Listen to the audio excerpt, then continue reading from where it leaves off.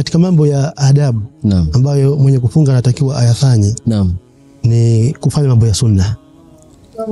Kujitahidi sana katika kufanya mambo ya sunna ili maana yake apate ujira uliokuwa mkubwa zaidi, apandishe daraja katika ile ibada yake.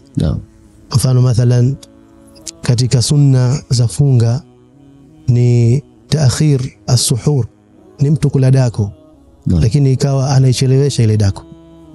Hii imethibiti katika hadithi sahihi kabisa kwa Mtume sallallahu alaihi wasallam katika kuwahimiza masahaba wakati wanapoingia katika ibada ya funga kuifanya sunna hii.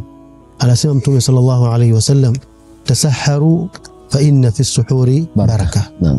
Kuleni daku, kwani kwa hakika katika kula daku kuna baraka ndani yake. Lakini pia kufutari na kukimbilia kufanya haraka katika kufutari ni katika adabu. Pia mtu ambaye aliyekuwa kafunga akajitahidi sana kusoma Qur'ani, kumtaja sana Allah subhanahu wa ta'ala, kukimbilia katika sala za jamaa, yani akaipamba ile funga yake kwa mambo mengi ambayo katufundisha Mtume sallallahu alayhi wasallam.